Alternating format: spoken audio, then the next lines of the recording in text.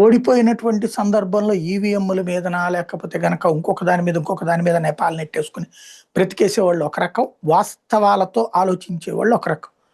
ఈ వితండవాదంతో ఉండేటటువంటి వాళ్ళలో మమతా బెనర్జీ కూడా ఒకటి. ఇప్పుడు ఆవిడకి నిజమో కాదు రేపు తేలిపోతుంది.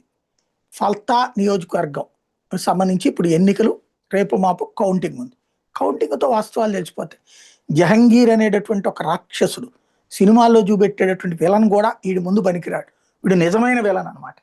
వీడు చివరికి మొన్న ఎన్నికల సంఘాన్ని ఎంతగా భయపెట్టాడంటే ఈవీఎంల మీద బీజేపీ అభ్యర్థి బటన్ దగ్గర స్టిక్కర్లు అతికిచ్చాడంటే వీడు ఎంత బలుపు, ఎంత కొవ్వు, ఎంత రౌడీజం చేయగలుగుతాడు వీడు. కేంద్ర బలగాలు కూడా ఉన్నటువంటి సందర్భంలో ఉత్తరప్రదేశ్ నుంచి వచ్చినటువంటి ఐపీఎస్ అధికారి శర్మని నువ్వు సింగం అయితే నేను పుష్పాని అంటూ దొంగనని ఒప్పుకున్నటువంటి దొంగ వీడు.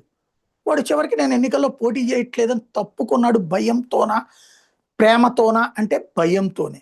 అయితే ఇప్పుడు వాడు కనుక పొరపాటు ఆడు తప్పుకున్నాడు సరే, అక్కడ దాని మీద తీశారు కదా పేరు.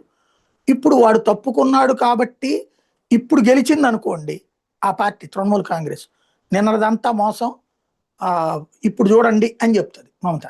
ఇప్పుడు ఓడింది అనుకోండి ఇక మమతకి ఛాన్స్ లేదు. ఆల్రెడీ తన భవానీపూర్ నుంచి ఓడిపోయింది.